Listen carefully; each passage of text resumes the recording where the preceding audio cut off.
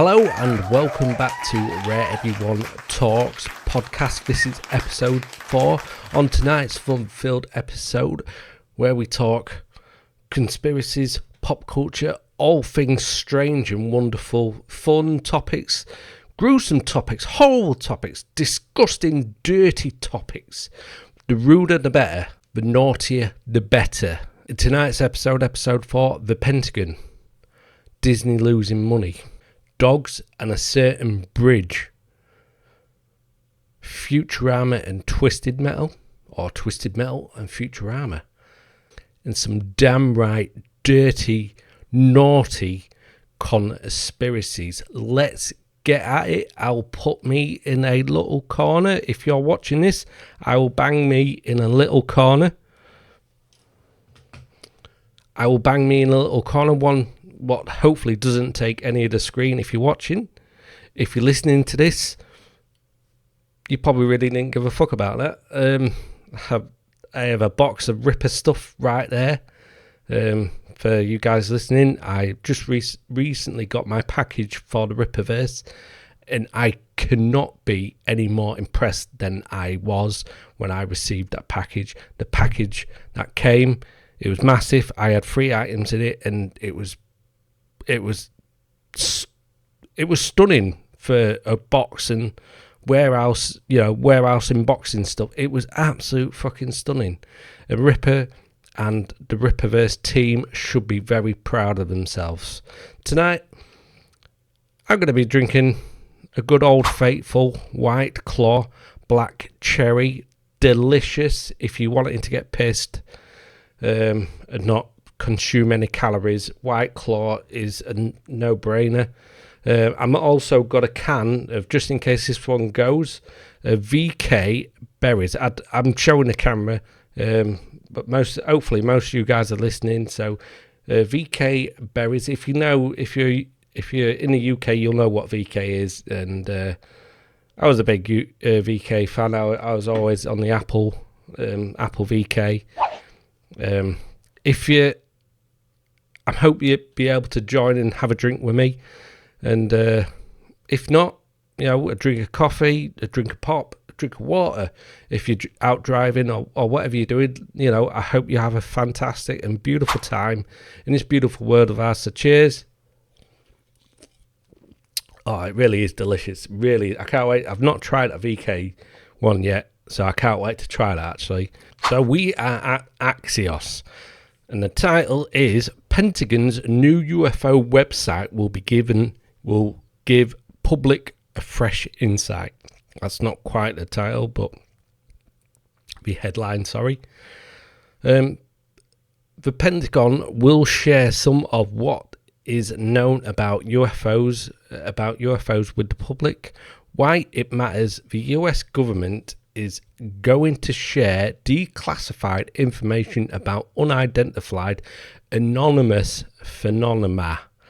UAPs is what we all know as now, which is the new term instead of UFOs.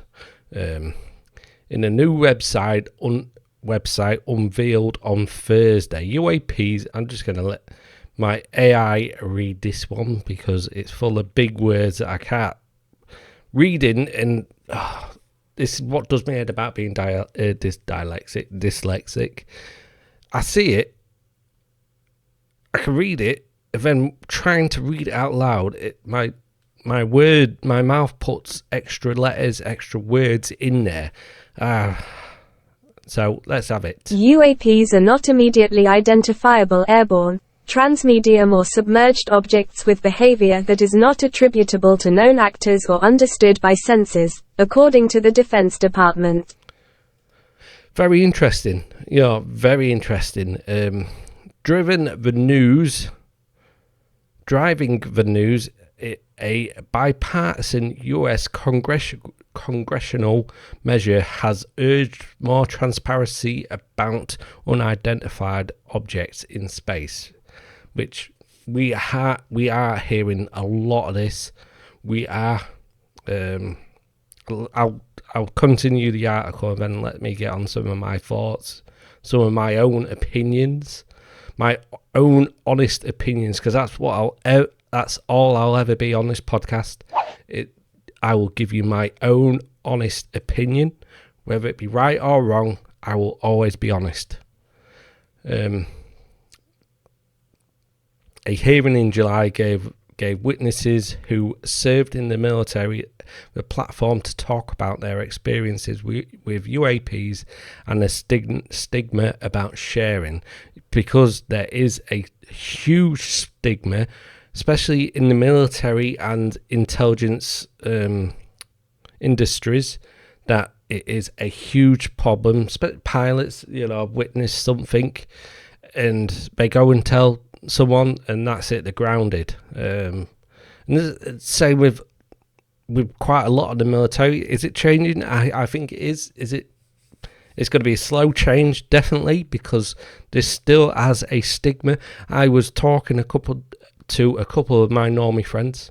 I said I was going to finish the article, and then, but let me continue with my thought. I was talking to a couple of my normie friends who don't care about the UFOs or aliens or that general topic, and I was talking to him, and I was saying, like, there's so much news out there at the minute, and even the US Congress is taking note, and they still thought it was stupid, silly, and people licking windows, basically.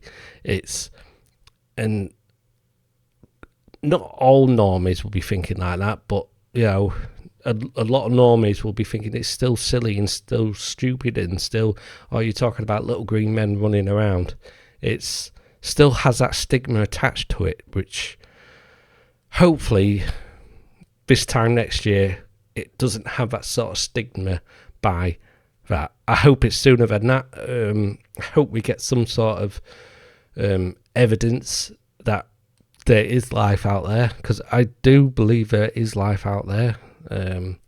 Could it be life like how we know it, life a being, a robot, AI, or different dimensional life? But I think we will get there, and we will, hopefully this time in 5 years, we will know what the deal is. I say 5 years. I would love it to be next week. I would really love it to be next week, but we're nowhere there yet. Governments are not that trusting. We still have governments worrying about world religions and all that stuff, because for some reason they think we're not capable of handling this information, where that will go back to the Dark Ages and starting, whole world will just erupt and go back to like the Dark Ages, like I just said. I don't think it will. I think there's a lot more people that are willing, that are open to this sort of topic, or are open to the truth. I don't want to be lied to anymore. Not telling us the information that a lot of us actually, a lot of the world is starting to believe is true, that extraterrestrials are real, are quite possibly living among us, or visiting us at least. Could there be life in our solar system as we know it? Who knows? Is there a fourth, fifth, sixth dimensional beings that are communicating with us, but we can't sort of communicate back with them? You get your head into all the quantum science, and that it's just mind blowing. Which made me. I was out with friends last night, and we got on talking about this sort of subject, and yes, I got talking about my normie friends, but this made me give me a lot of hope, and there is, out of the four of us, two of us who were believing in aliens and and the UFO, and the other two were definitely they definitely were normies, but they were interested. They wanted to know more. They questioned the both of us. They were asking us so many questions, and the right sort of questions. You know, when I say right sort of questions, the questions that are inquisitive, are wanting to know how they can get into this, how they find the information, the topics, all that good stuff, and give me some hope, and that's why I think the world, I think as a whole, we are ready. Yes, there's going to be people out there, there's going to be communities out there that don't want to hear this news. You know, I'm looking at that one religion that probably doesn't want this sort of news, but you know, cheers. It definitely won't plunge us into the dark ages. They could give us something more, and we could connect to the outer universe. We could maybe connect to beings in our solar system, in our galaxy, in the next galaxy along, in our neighbor galaxy, and we could know more about the universe, know more about the other dimensions. We could possibly know about the multiverse, because that's definitely something I believe that there is such thing as a multiverse. But I will get on to talk about the multiverse in another episode. But yeah, I'm definitely excited. I definitely think the majority of the world wants to know and will be okay about knowing. Because it's okay to know. Fair enough that these governments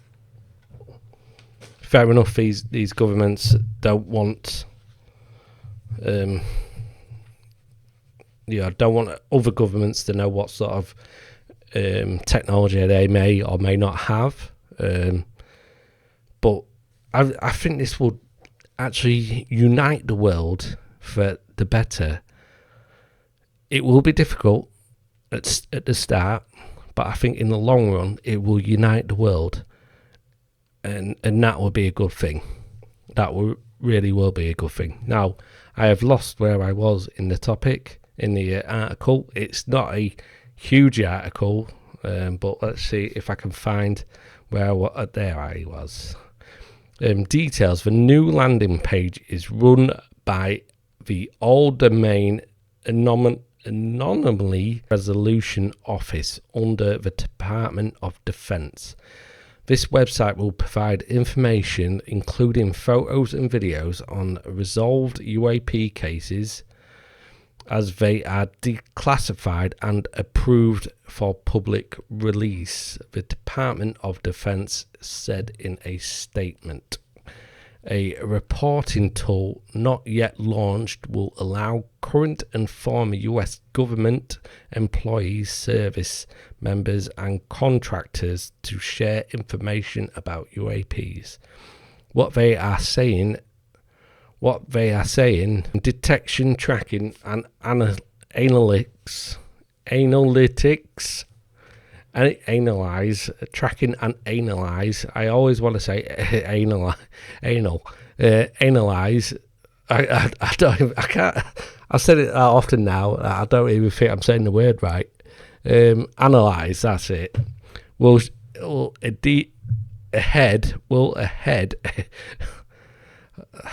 Will ahead scientific and intelligence standards, the website said. So this website has said a lot, even though it's a website.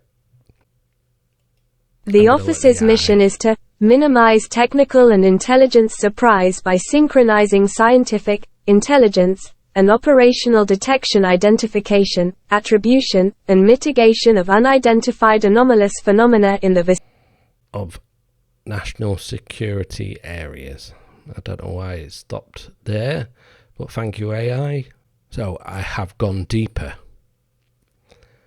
Pilots urge Congress on Wednesday for more government transparency around the ever elusive issue unidentified objects in space. Why it matters. The hearing underscores underscored a recent bipartisan US Senate measured pushing to the declassified government documents related to unidentified UAPs. People want to see data and information for themselves, said Rep. Robert Garcia, a California Democrat, during the House Oversight hearing Wednesday.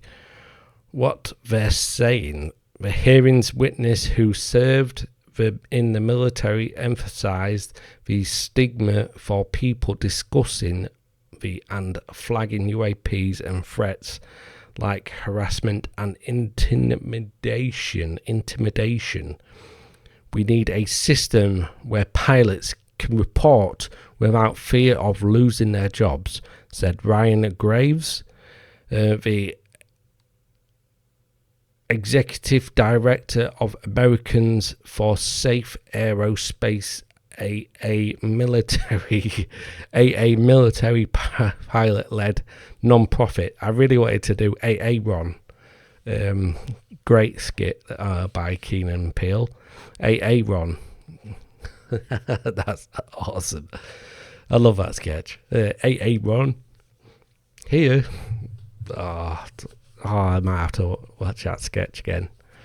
Anyway.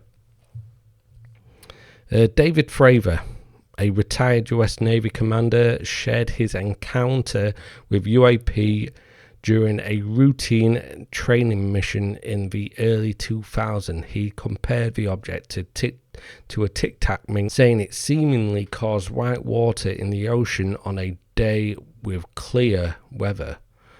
I wonder if that was supposed to be. I don't know. As we pulled nose onto the object within about a half a mile of it, it rapidly accelerated in front of us and disappeared, he said. The white water also ceased. The incident was the subject of a 2017 New York Times story, credited throughout the House hearing for softening the stigma around talking about UFOs. It's basically, the hearings what David Grush, David Fravor, Ryan Graves. This should be more of an important topic than what it is, but a lot of the world is either not paying any sort of attention to it, which is disappointing, or another question that I quite often think to myself, is this a false flag? Because we did hear a few times in this hearing that the militaries cannot compete with these UAPs, and they're sort of aiming, could we give the military more power, more money? Which we all know the governments are hungry, are thirsty for that power. The military are definitely thirsty for that, for the money, definitely, but are thirsty for the power.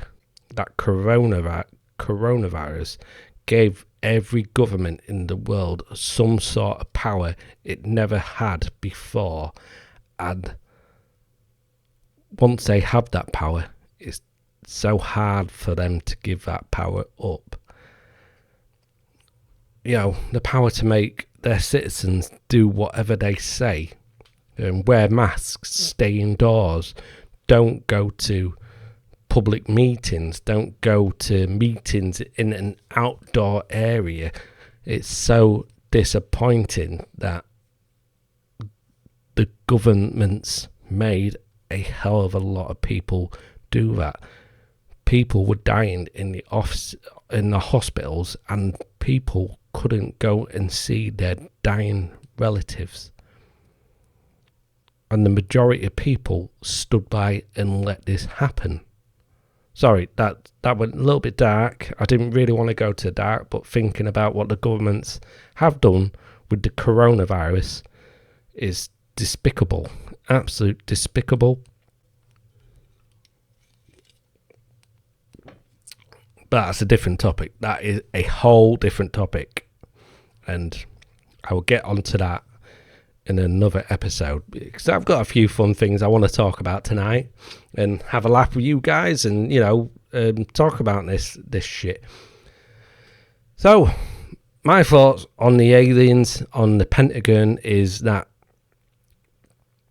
there is a lot of players in the picture. So, if you're listening, the picture is David Grush, Ryan Graves, and David Fravor. And there is a lot of good people who want to get the information out to the people, who think the governments are shady by hiding this information, and they just want the people to know. But there definitely is a lot of bad people in the government, and they don't want you to know a thing. They do not want you to know a thing, and if they can get away with it, they will.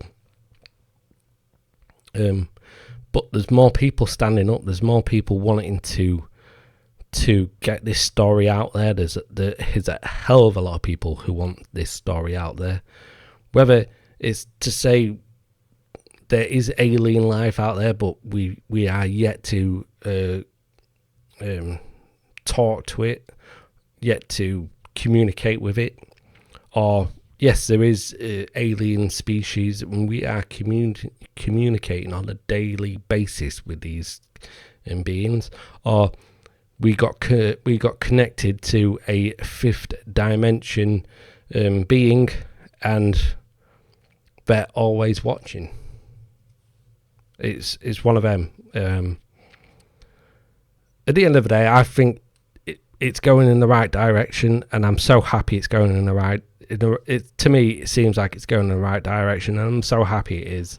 I so happy it's going in the right direction, and yeah, that's my thoughts.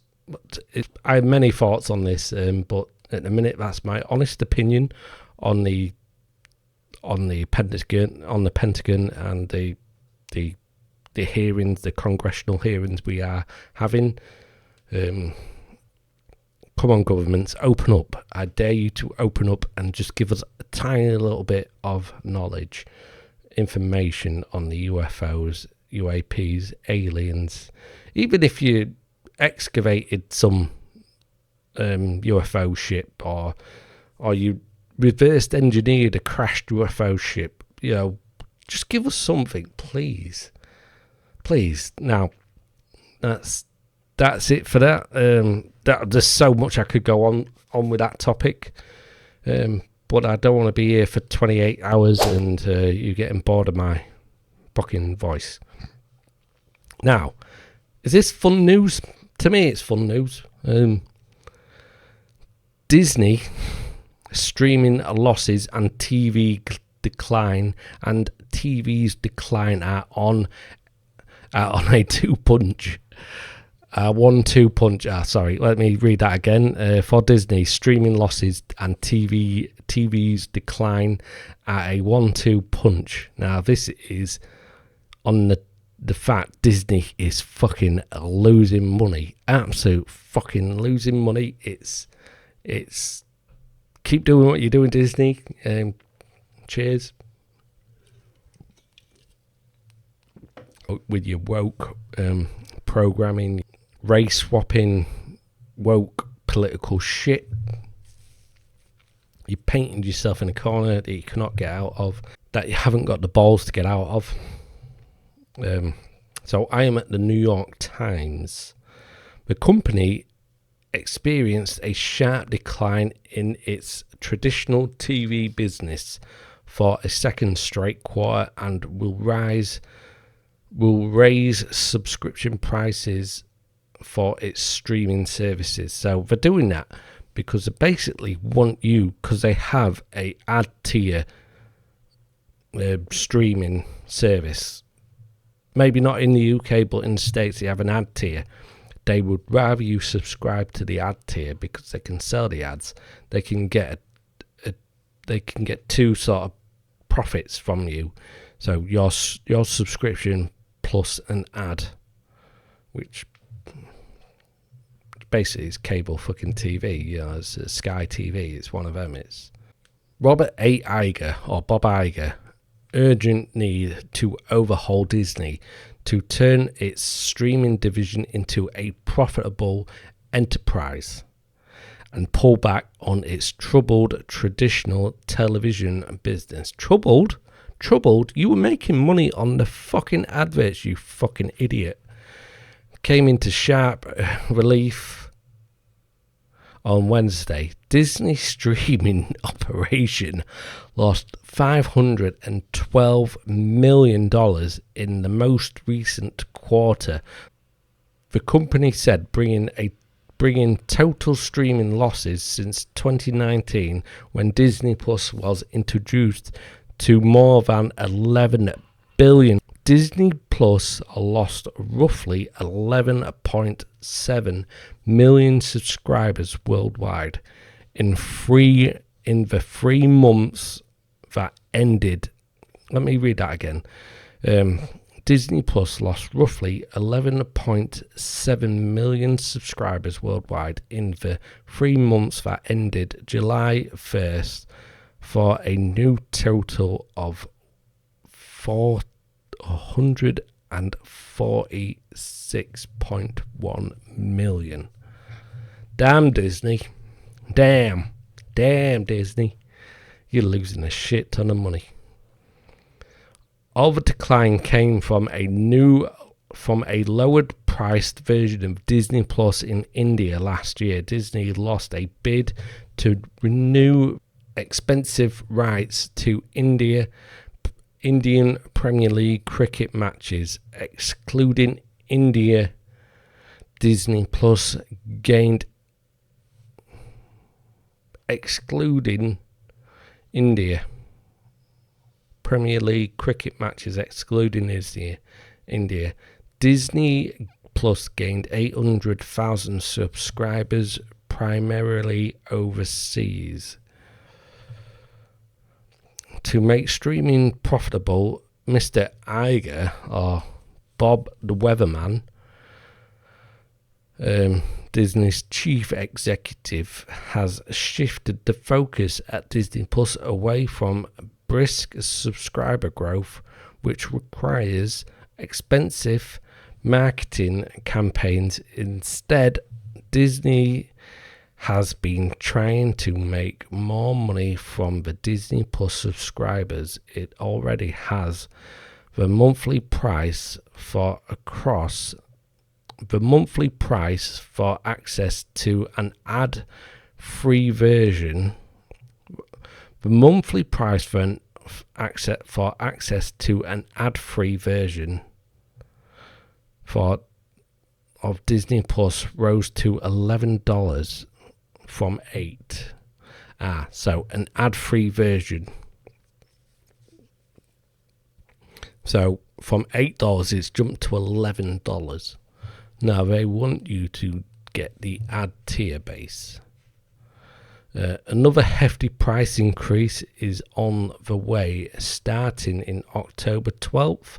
The ad-free version will cost $14, says Disney said. Hulu, which is also controlled by Disney, will begin charging $18 for ad-free access, up from $15 as an incentive.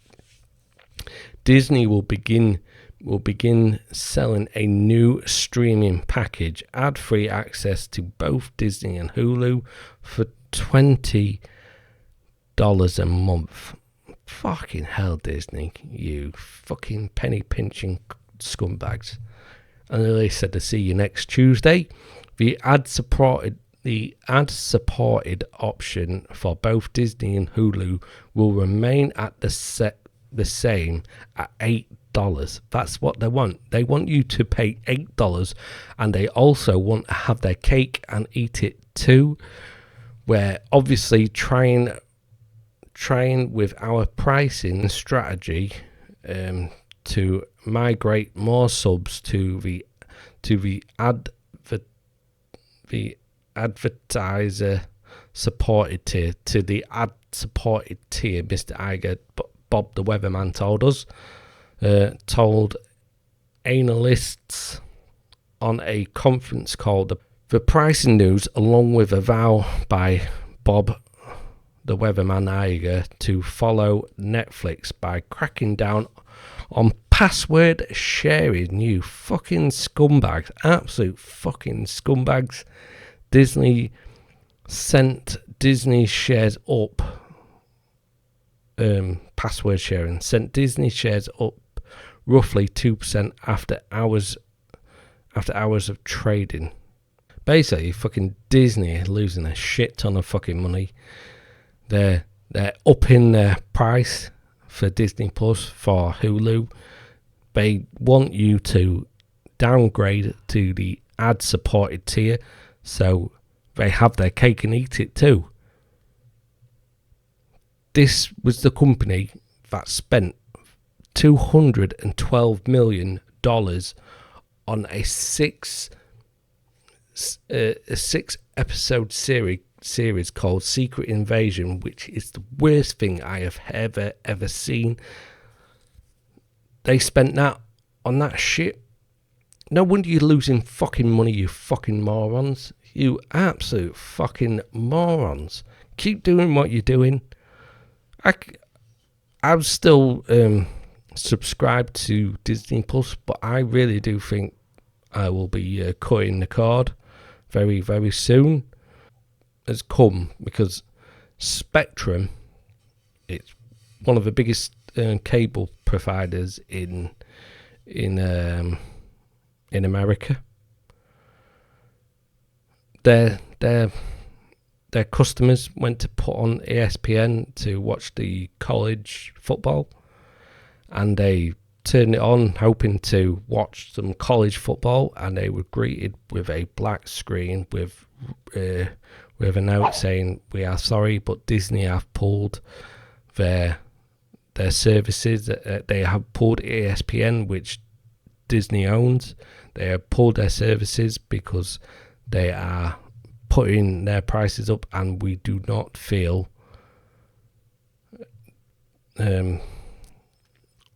Spectrum thought they were taking the piss basically by upping the costs." Disney are a horrible company, and if you are a Disney person who thinks Disney loves you and thinks that you're not, they will shit on you every chance they will get. They will fucking laugh at you. They will say they're inclusive and all for. They're not.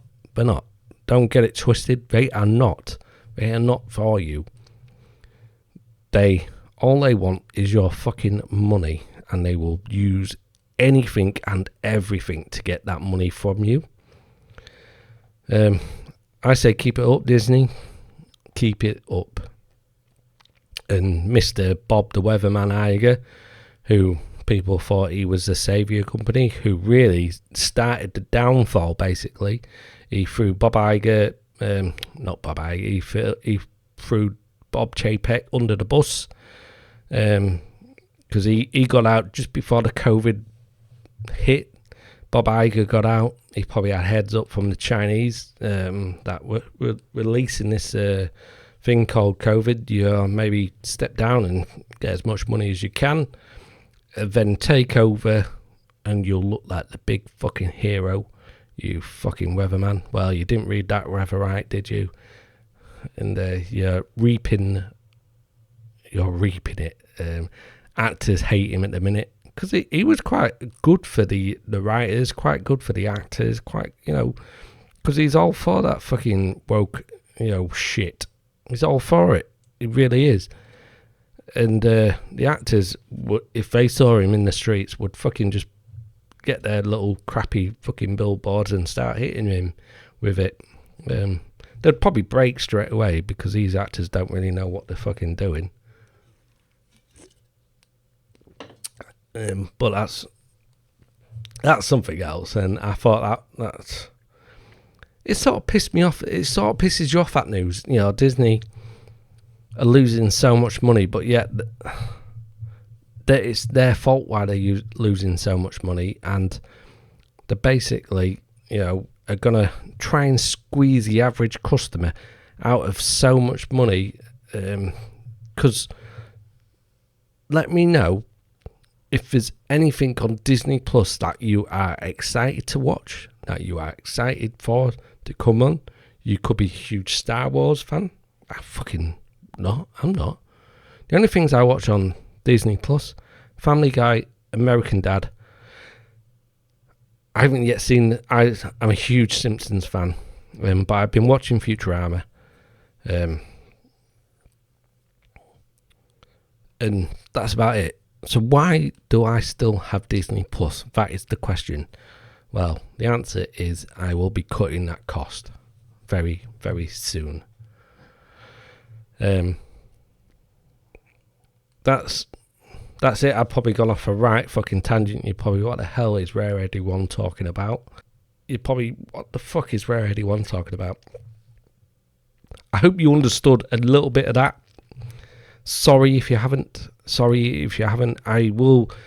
The more I do these, the more I will get better. There's only so much. Again, like I said in last week's episode, there's only so much practice you can do without actually turning on the record button. So the more I do these, the more I will get better, and the more it will hopefully become into a well-oiled machine. I hope. I would love to have a guest speaker or a guest host or a co-host. I would love to have one of them, because again, I could be throwing back and forth. We could be having banter and throwing topics back and forth, and theorizing and all that good stuff. But that's, yeah. But again, I'm so happy. I will continue this solo, and I hope it does feel like a conversation that you and your friends have. That I hope I become one of your friends and having this conversation with you. That's what I hope, and I would love that more than anything. So anyway, I'm going to close Disney for now. That won't be the end of it, because Disney is shitting fucking money. They have diarrhea basically, and that money is running. It's running away from him, and people smell blood in the water, and every fucker is after Disney at the minute. Every fucker. Now, this will probably upset you. This news or this topic, it definitely will upset you. It'll upset me. I love fucking dogs. They are why I believe there is good in the world. You just look at a dog and there's no bad dog out there. Only dogs are special, and they are beautiful, loving creatures, and the world is a better place with dogs. Humans are better with dogs. And if you hate dogs, if you're a cat person, you hate dogs, you have to agree that dogs are awesome. Dogs are just beautiful and special. So this is from The Independent, with its fucking adverts all over the place. Dog suicide bridge. Why do so many pets keep leaping into a Scottish gorge? Hundreds of Scots insist their pets have thrown themselves off Dumbarton's dog suicide bridge to try debunk the mystery. I ain't got to pronounce your name, so I'm really sorry. So I'll use me AI. Ceylan Yejinsu.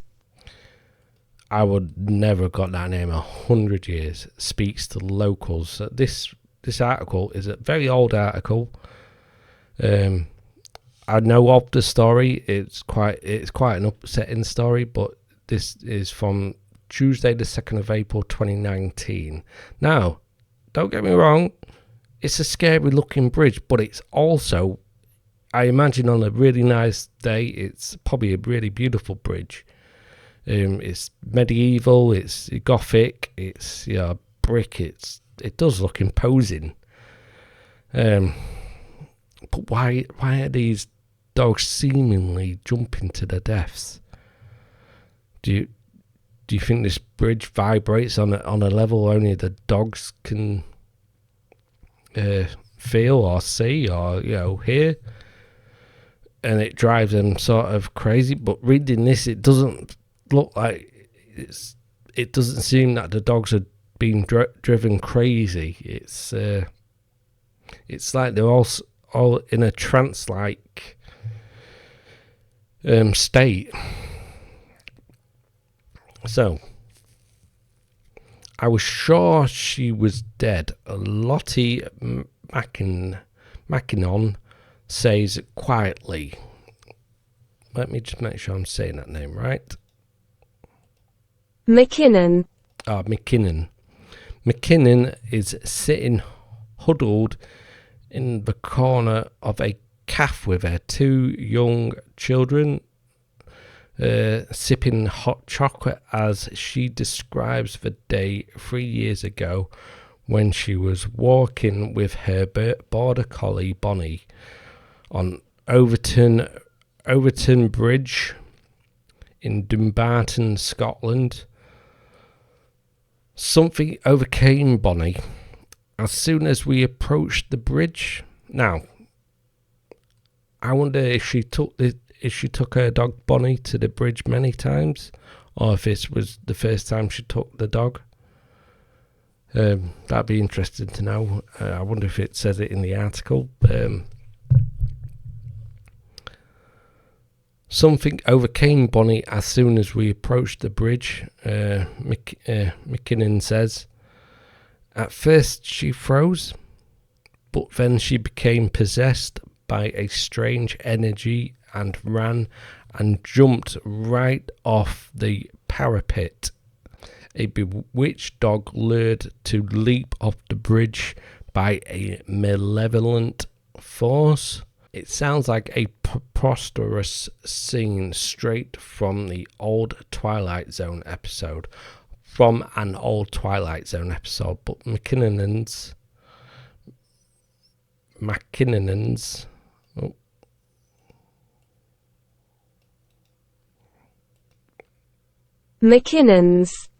McKinnon's dog is one of hundreds that Scots insist have suddenly become compelled to throw themselves off the Gothic stone structures since the 1950s. Many have ended up dead on the jagged rocks in the deep valley bed below. Fucking so sad. Absolute so fucking sad.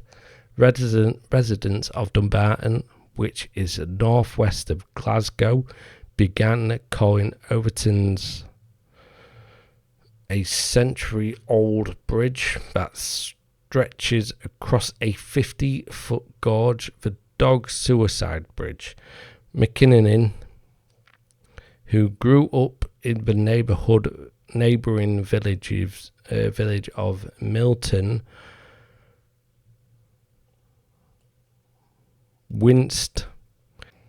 The memory of scurrying down the gorge through the trees and the bushes in a desperate hunt for Bonnie. When she approached the dog, Bonnie started to whimper and eventually tried to stand up. It was a miracle that she survived. It was a miracle that she survived, she says. In a land rife with superstitions, myths and monsters, Scotland is the land of the Loch Ness legend, Nessie. After all, the bridge has been at the centre of an enduring mystery. Why do so many dogs jump? Local researchers estimate more than 300 have sailed off the bridge. Tabloid reporters say it's 600. tabloid reports say it's 600. At least 50 dogs are said to have died. Bloody hell. Some say there are rational explanations involving the terrain and the sense of mammals in the gorge that may drive the dogs into a frenzy. That's what I think I heard, that there's a scent of a ferret what drives dogs crazy. Other explanations take a more paranormal tone. The bridge location, hushed, lush, and sometimes still. Description of what the pagan Celts called the thin place, a mesmerizing spot where heaven and earth overlap. Interesting. People of Dumbarton are very superstitious, says Alistair Dutton, a local taxi driver. We grew up playing on the Overton grounds, and we believe in ghosts here because we've all seen or felt spirits up here. The Leaps inspired an episode of the American TV show The Unexplained Files. An entire book is dedicated to exploring the phenomenon.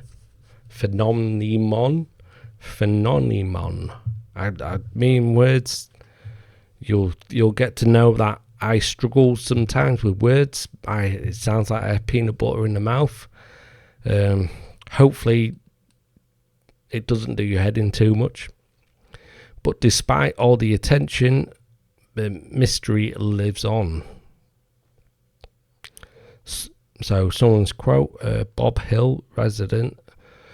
Scotland is a place where there is a lot of supernatural, and it is very common in people's lives. From a distance, so let's continue. From a distance, it seems as if the ornate Victorian bridge built in 1895 is a mere extension of the driveway, an adjoining 19th century manor built in Dumbarton by a wealthy industrialist, James White. Closer still, one can make out the bridge's three archways spanning a small river, the Overton Burn. Standing in the middle on the bridge's blackened granite parapets, it is easy to forget the space beneath falls.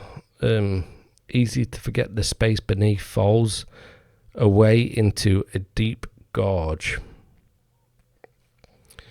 In the manor nearby, the current tenant, Bob Hill, says he and his wife has seen several dogs suddenly dive off the bridge since they moved into the property, now called Overton House, more than 17 years ago. So they've seen quite a few.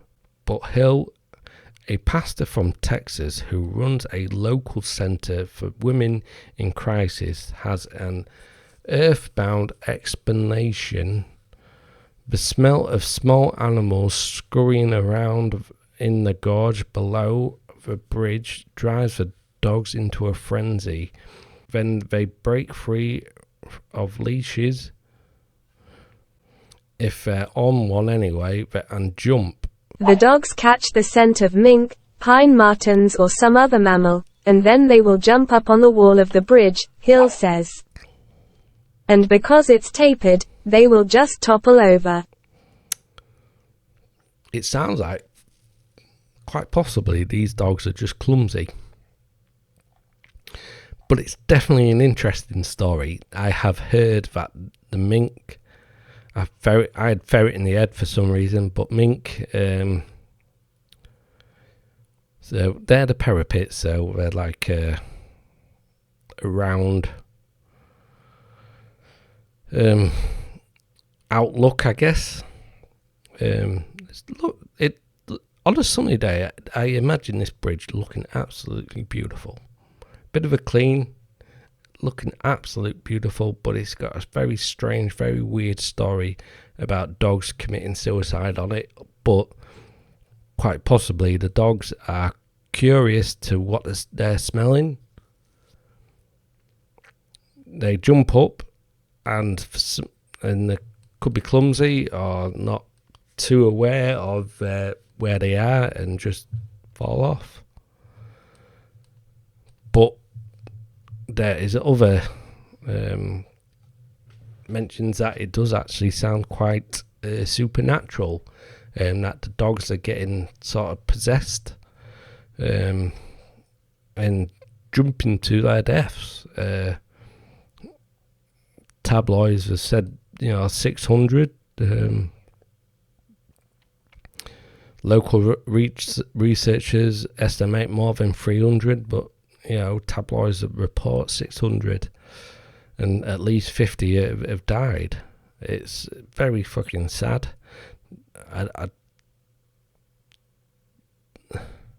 Do you think a dog would want to commit suicide, or do you think the dog is just overwhelmed with the smell of the minks? Very overwhelmed, and just sort of loses its mind for a second, and when it's up on the parapet it sort of loses its whereabouts and just sort of falls. Could that be a possibility? I do like the supernatural aspect to it, and I think I'm going to have to pay a visit to this bridge in Overturn, Dumbarton.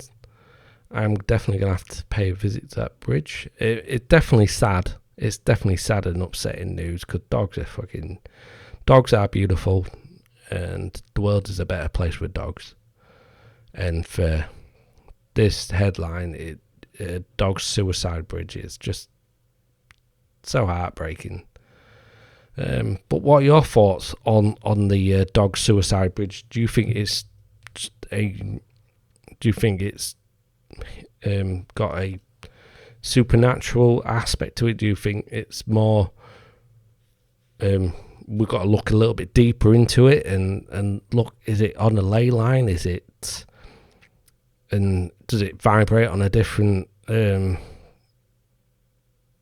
that we can't feel, but dogs can feel this vibration? And is it just the scent of the minks that just overwhelms the dog, and just, or maybe it's a certain breed of a dog? That'd be interesting to see if it's all breeds or is it certain breeds, because we are border collies are some of the smartest dogs.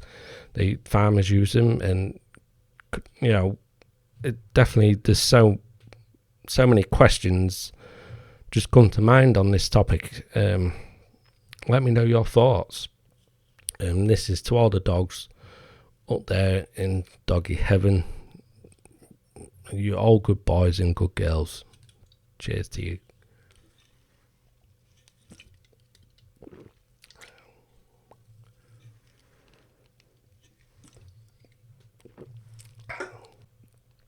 After that sad news, let's talk a little bit about Twisted Metal and Futurama. Now, I am going to try the VK and soda berries, a lighter vodka mix, 0 sugar apparently. Hopefully this isn't too loud. I'll give it a little taste. Oh my god, that's fucking delicious. Wow, Wow, that is fucking lovely. I wish I'd have got more of them now. Damn it. Right, Twisted Metal. I really enjoyed this show, actually. I really enjoyed it.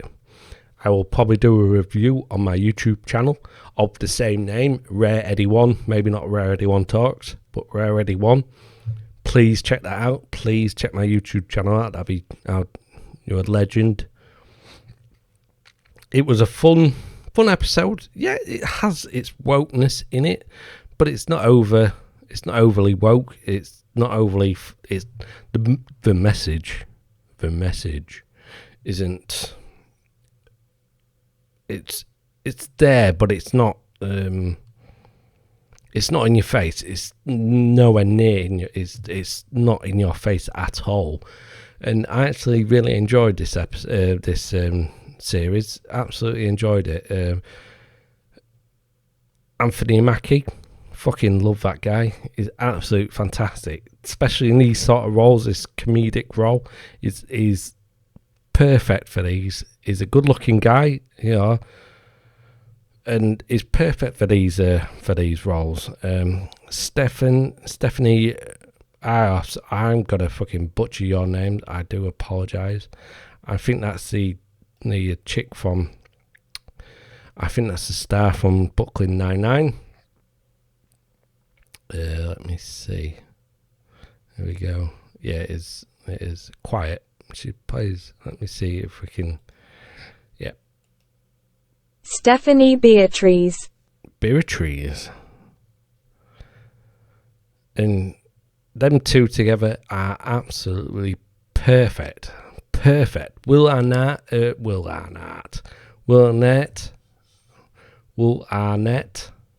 is the voice of Sweet Tooth, and Joe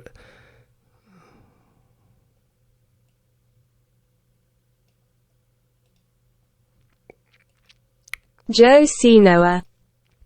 And Joe Sinoa is who plays Sweet Tooth, which is the clown with the flaming hair. And it really is fucking a good TV show. Really good TV show. I loved the game. I loved Twisted Metal growing up. I loved Twisted Metal. But I never played the story mode. I don't even think there probably is a story mode, but I just wanted to get in and battle other cars and race other cars. And it was just a really fun, well done show. IMDb has got it at 7.5. I would probably give it a 7, yeah. Definitely good. Like, again, the two leads in it are fucking great together. They feed off each other. It does have... It's not... it does have its seriousness in it, but it doesn't take itself too serious. And it's just fun. And seeing a rubbled Vegas is... I love Vegas. And seeing a rubbled Vegas run by an evil clown, it's just great. It's just a really fun show. Now, on the other hand, Futurama, the latest season anyway, season 11, is very mid at best. There's only one episode, maybe two episodes. One episode that I really enjoyed, and maybe one or two that I thought were okay, but it's definitely just a mid show. In a minute, and it just, I hear so many people that just absolutely fucking suck the dick of this show, and they're just all I can be is honest, and that's what I'll always be, is honest. And it's really mid. It's definitely mid. It's just disappointing because I love Futurama. And it can be better. I hope it goes up. I do a weekly episode review on my YouTube channel, and if you're interested, please check that out. Again, my YouTube channel, I'm very new to it. not new to it, but the more I'll do, the more I'll get better. And so hopefully this time next year, hopefully it's a quite oiled machine, and you think, fucking hell, I could look back and think, fucking hell, what, I've changed, because that'll be interesting. So please check that out. That's the second time I've bought my YouTube channel on tonight's episode. It's just, again, it's just disappointing. There could have been, this show, if done right, could be one of the best. The only reason they have rebooted this show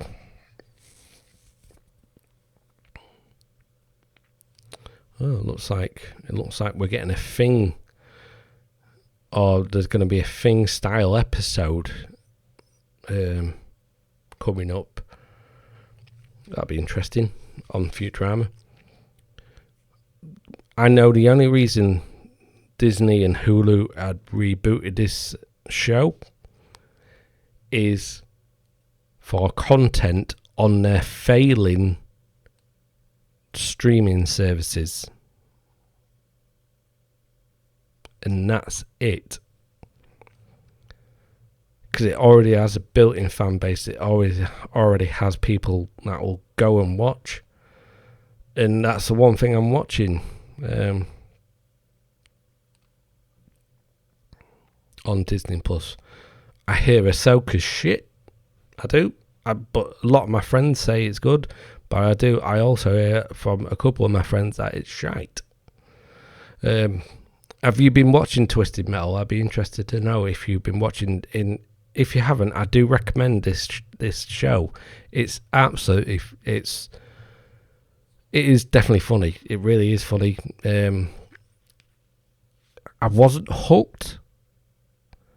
I wasn't, I need to watch the next episode, but I wasn't, let me get to the next episode. I was always wanting to watch it, but I wasn't over wanting to watch it. You know when you get a good show and you just want to binge it.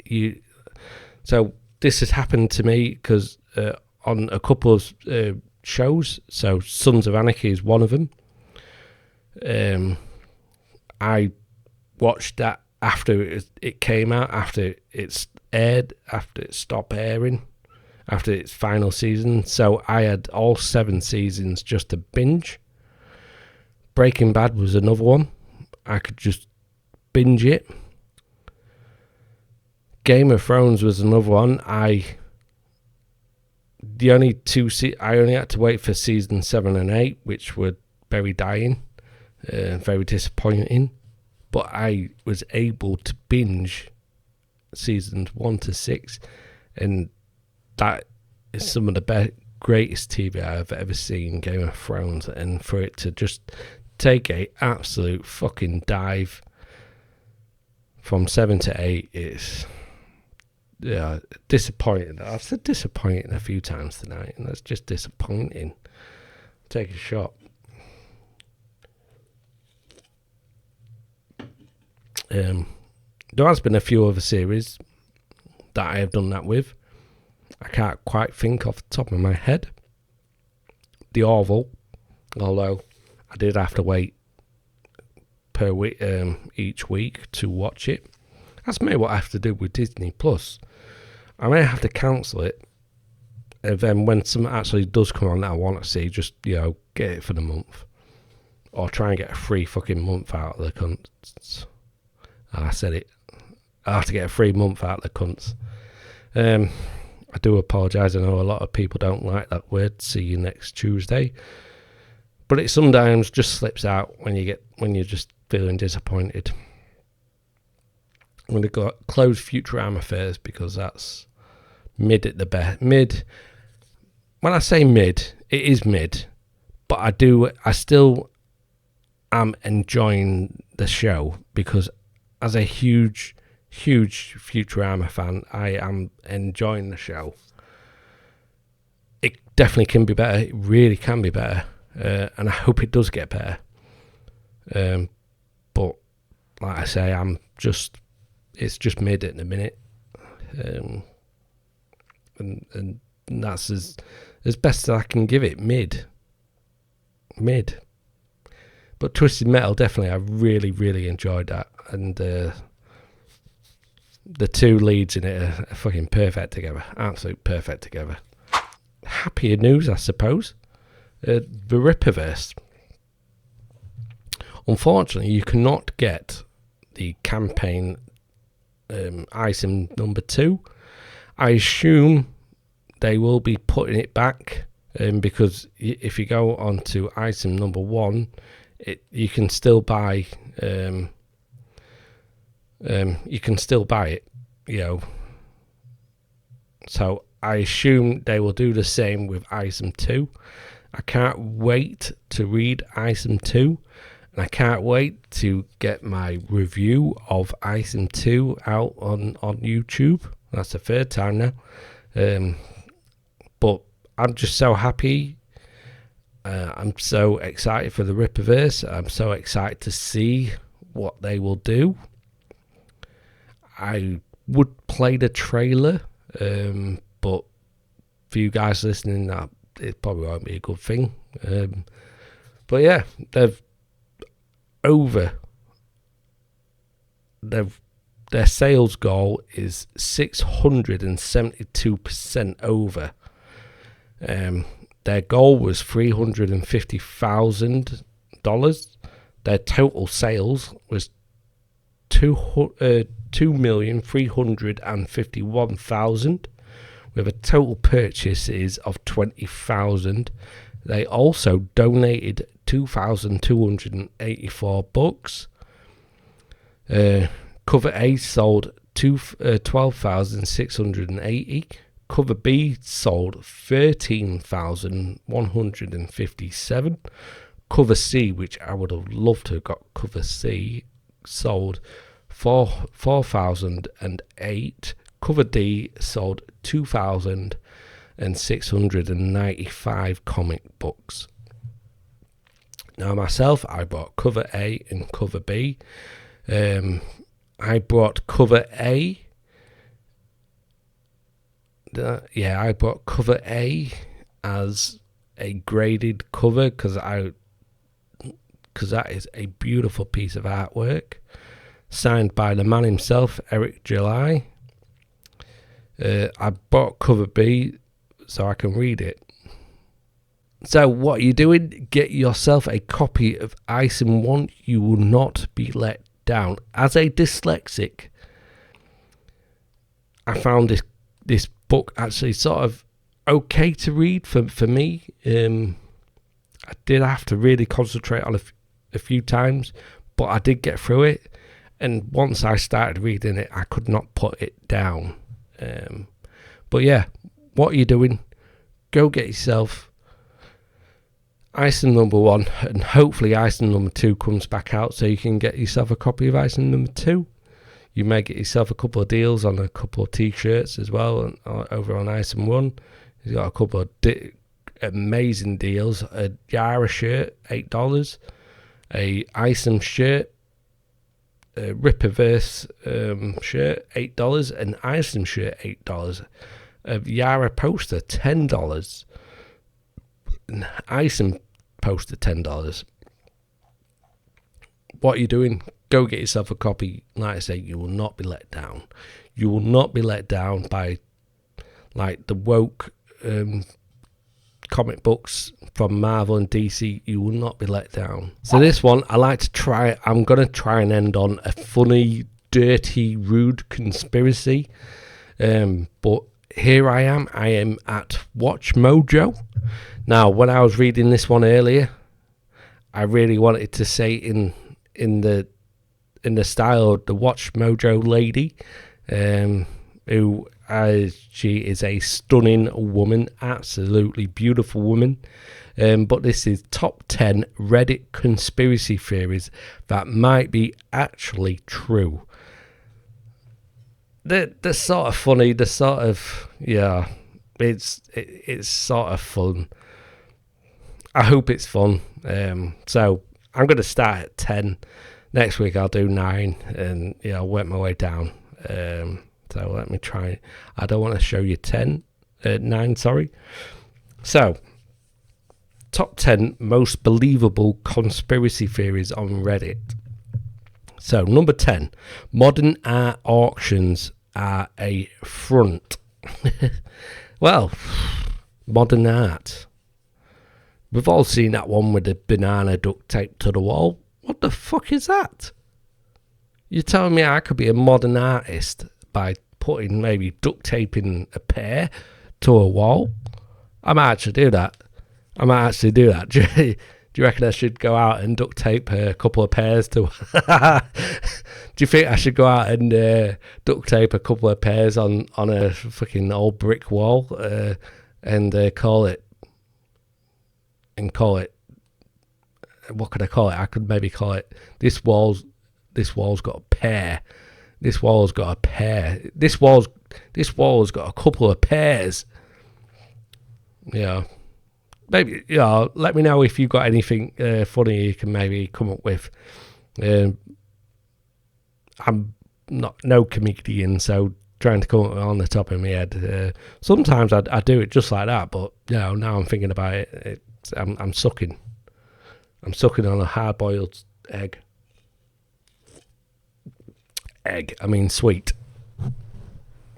So, modern art auctions are a front. Does anybody really get modern art? Yes. Does anyone actually buy this shit? Like, seriously. So, it is written in the... I wonder if... Yeah. Or voiceover, Rebecca Bryant, who is a fucking beautiful woman. And the way I'm reading it, I'm hearing her voice in my head. Does anybody really get modern art? Like, seriously, who buys a painting when it's just pure white? Yeah, who? And how are these weird non-paintings selling at auction for millions of dollars? Yeah, could someone please tell me? Well, one particular theory holds that modern art and art auctions are just a front for money laundering practices. Dirty money is used. So, let me... So, when I searched this, I put dirty fun conspiracies. So maybe this is where this has come, because it's got dirty in it there.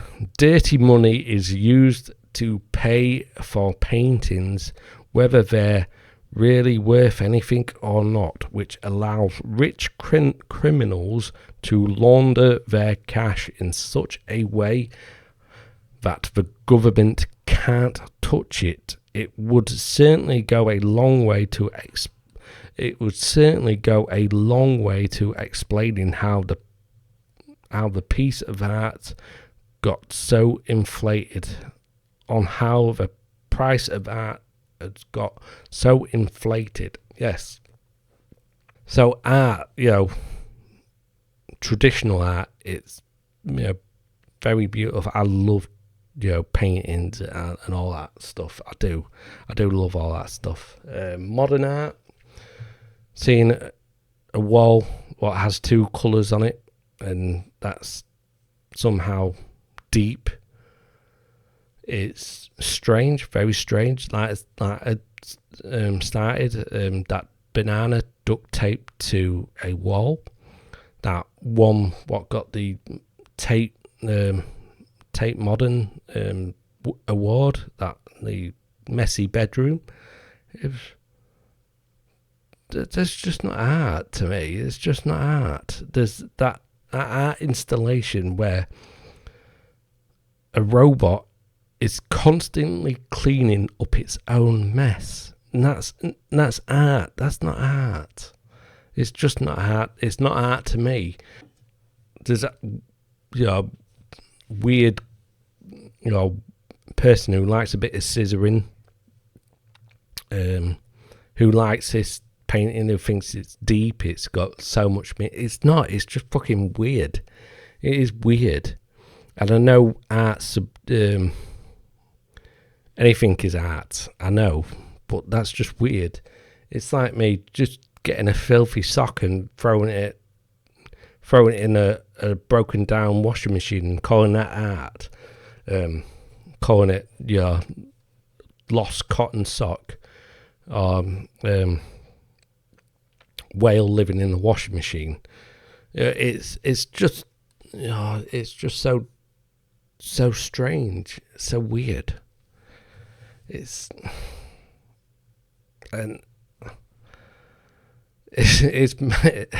I thought it was as funny as that. I was thinking, and maybe that first one, maybe number 10, is not as funny. Hopefully they get crazier. It definitely is. Definitely modern art, and modern art auctions could quite possibly